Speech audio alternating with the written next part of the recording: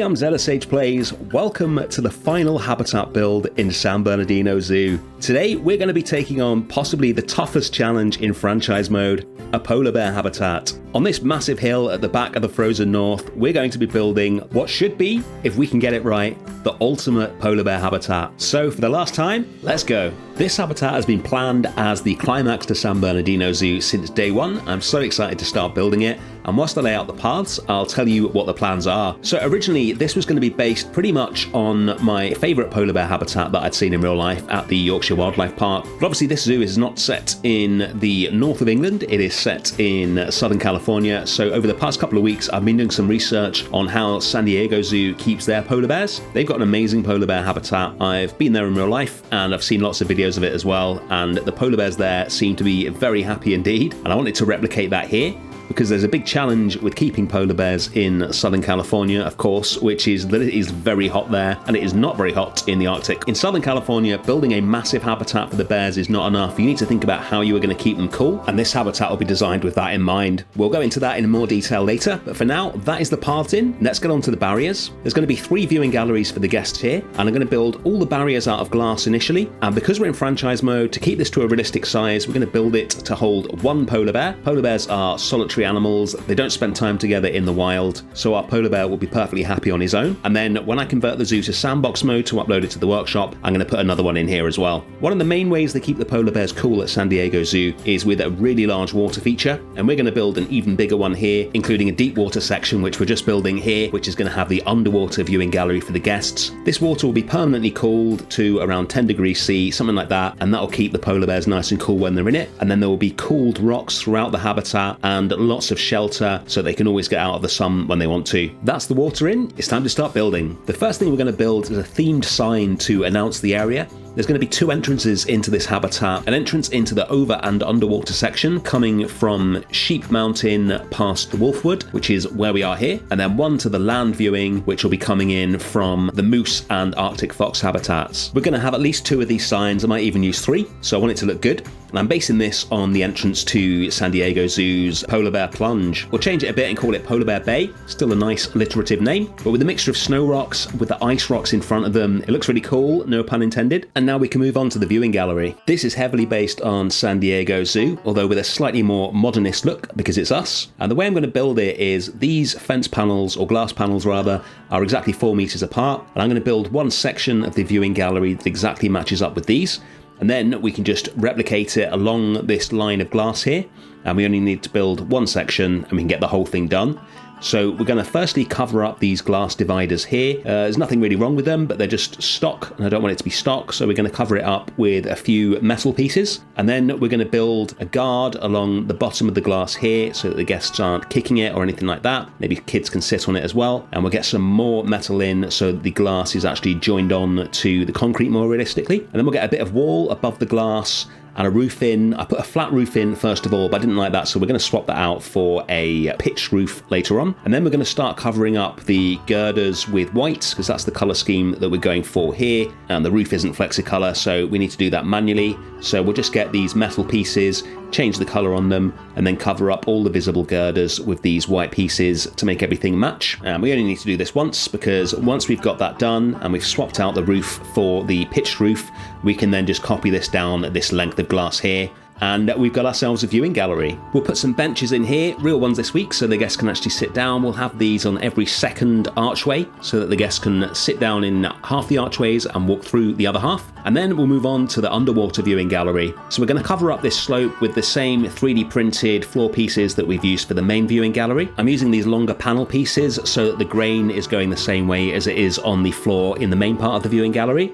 So we just need to get these into the right place, join them up perfectly with the floor, and then this will seamlessly move down to the underwater viewing gallery. This needs to go quite a way underground because we need 4 meters depth in the water so that the polar bears will dive, and we will see them doing that in the end cinematics. So we'll just keep copying this one panel piece until we get to the bottom, and later on we'll come back and build an actual building here so that it's all underground. But for now, we're going to copy the first viewing gallery that we made over to the other side. So this is where the guests are going to get the main close-up view of the polar bear on land. With a habitat this size, we need lots of different places that the guests can see the polar bear from, otherwise it risks getting lost. So we'll place this viewing gallery down here. If we zoom back, you can see just how big it is. although there'll be a small piece of land made of rocks in front of this viewing window here as well, so the guests get a mixed view. And then we'll take some of the rocks that we built for sheep mounting and start landscaping the area so that everything feels like it belongs together and it all feels like it's part of the frozen north. And while I do that, I'll just take the opportunity to say a big thank you for watching this series. This is episode 83. We started it in January last year. I had a big zoo planned, but it's got bigger as we built it, and I did not expect the series to last this long. So thank you so much for watching over the past 20 months. I can't believe it's been that long. Thank you so much for watching. Right, let's get back to that underwater viewing gallery. We're going to put a roof in here to match the main viewing gallery, and then we're going to continue the motif of this sort of browny grey concrete along the bottom as well. This is where the big viewing window is going to be. We'll fill the space in above it with some of these girder pieces and use loads of these so it looks like a solid sheet of metal. It'll be nice and dark and make sure the focus is on the viewing window itself. And then we're going to join the glass pieces together so that it's one big uninterrupted window. This again is taken from San Diego Zoo. It's a really amazing underwater viewing experience. We'll place some more metal down alongside the glass so that joins in with the concrete again. And then we're going to build a barrier to keep the visitors away from the glass. This is quite an interesting design, not seen one exactly like this before, again at San Diego Zoo, so I thought I would copy it. So we're going to use lots of different sizes of metal pole to create this. It's pretty sizable and it juts out diagonally towards the guests to make sure that they are far away enough from the glass that they can't be tapping on it or anything like that. And that reminds me of something else cool that they do at San Diego Zoo, which is they feed the bears exclusively on fish, which has a much lower fat content than the seals that they would eat in the wild or the red meat that they're often fed in zoos. And that reduces their body fat, which keeps them much cooler. It effectively keeps them in their summer state rather than their winter state all year round, so they're nice and comfortable. All right, time to move on to the habitat itself. So these rocks copied from Sheep Mountain look really cool, but they also look very climbable, so we do not want the polar bears to climb out. So we're going to replace the bottom of the rocks with a completely smooth piece of concrete so that they can't climb up it. So we'll get this sunk into it and then just adjust it. The other rocks will stick out very slightly to give it a bit of texture, but not enough that the bears would be able to climb it. And then we'll put some other rocks on top of it to disguise the harsh edges of the concrete. And once we've got this correct, we can basically just copy this all the way around the perimeter of the habitat. We'll make adjustments here and there so it doesn't all look the same. This will make it look really nice and also ensure that we don't have any escapes. That's one piece done. We'll start copying that across here. All of the glass that you can see that the habitat barriers are built out of will be covered up, apart from, of course, the actual viewing windows themselves. And once they're all covered up, as usual, we'll replace them with log walls so the guests don't try and see through the rocks. And for ease of measuring, I built it essentially as a rectangle, so we're going to smooth off all the edges with these rocks and then adjust the barriers to fit so that we don't just have a big old square habitat, because nobody wants that. I've decided we are going to have 3 of these entrance signs. I've decorated it with a load of rocks now, really happy with how that looks. So we've got one at this end, one at the other end, and one in the middle. And then we're going to take care of the keeper gate. I want this to be integrated into the rocks. So we're going to have the back of the gate just visible and then move these rock piles around so that all you can see is the gate, and it will look like the gate has been painted to match the rock work. So it's nice and subtle and the guests don't really notice it. So we'll just do a quick colour change on this bit of concrete here. And there we go, that's looking good. And the habitat's really starting to come together. Next up, it's time for a shelter for the polar bears. So we're going to use a nice arrangement of rocks that I have crafted from the walls and make a really natural looking one. Don't forget, if you need to move something with loads of different grid pieces in it like these, you can always save it as a blueprint and re-import it like that, which is what I've done here. And once I've got the size right, we'll put a front on it, get some arches in so that the polar bears can get in and out, and then we can just delete the rocks behind the arch so there's an entranceway for them. There we go. And then we'll put a roof on. This is going to be super simple because the guests can't see it, so it'll just be a nice flat roof, all made out of concrete pieces, and then we'll leave a bit of a gap so that we can get some glass in so there's some natural light in there. And once we've done that, we can move on to one of the standout parts of the build, something I was really looking forward to doing and making sure it was really accurate, and that is sunshades. So these sunshades were built by Simply Savannah. They are made of art pieces, and each one of them is 2,300 pieces.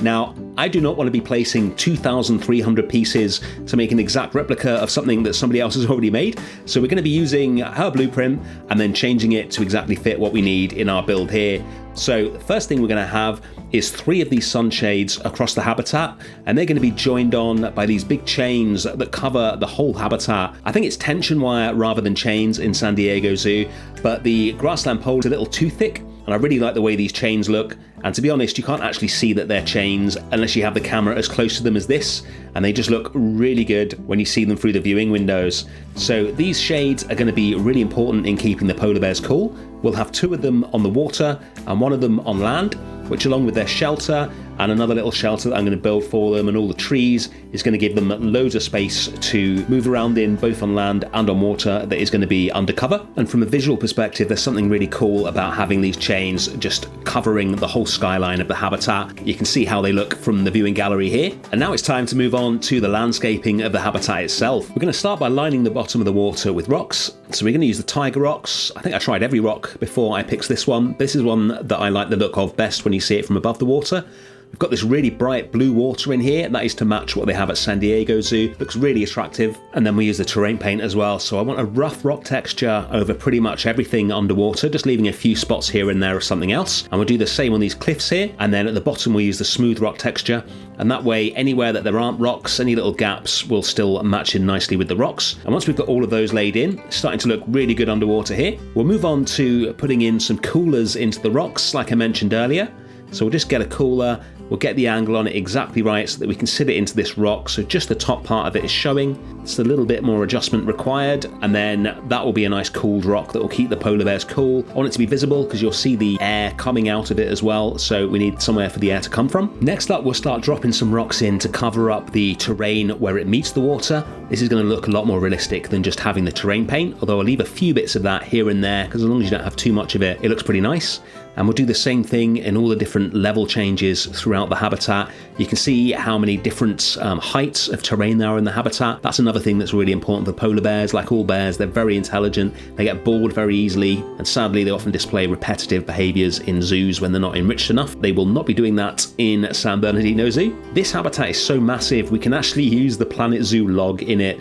This is such a great piece, but such a ridiculous size. It's like a redwood or something just lying around in the zoo. But this habitat's so massive, I think we can get away with it here. So we're going to use it to bridge this little hole in the terrain here. Nice bit of enrichment for the polar bears, a little bridge for them to walk across. Well, quite a large bridge for them to walk across. It is really important for polar bear welfare that they have a view of the horizon, because that's what they're used to in the wild, which is why this is built on a hill and why there are more even higher parts of the habitat inside it for them to get up onto. We've got an additional smaller shelter for them here for a bit more sunshade, and we're going to put some bristlecone pines in here as well. Not really an Arctic tree, but very much a Californian tree, and I think the sort of dead look of them and all the gnarly shapes will look really good in this habitat. Onto the signage, and this is the last thing that we need to build in this habitat. So in San Diego Zoo, I saw a really cool set of signs with an irregular shape. So I'm going to make that out of these art pieces.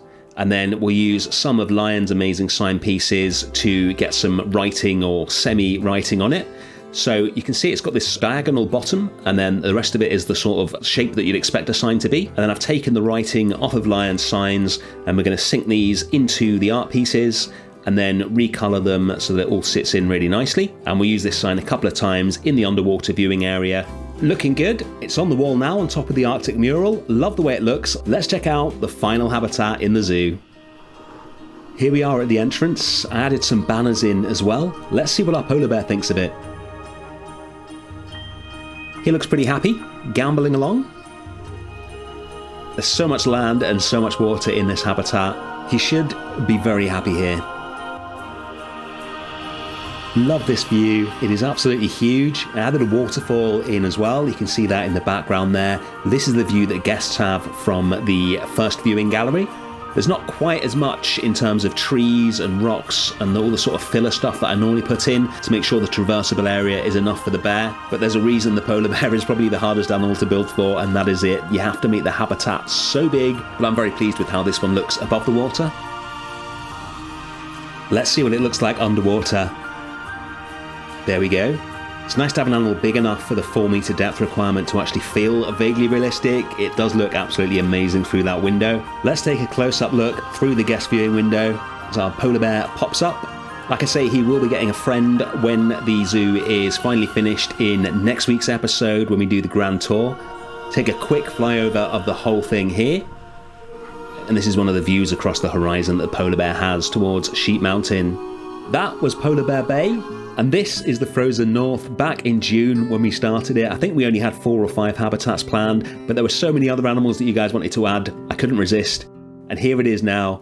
I am so pleased with how this area looks. It's got a really different feel to the rest of the zoo, but everything hangs together really nicely. I hope you thought that polar bear habitat was a fitting end to the zoo. I will see you next week for the grand tour. And if you want your name in San Bernardino Zoo, then this is your last chance. Hit the join button under the video and your name will be added to the Explorers Club monolith before the final tour. Thank you so much for watching as always, and I'll see you next week. Bye.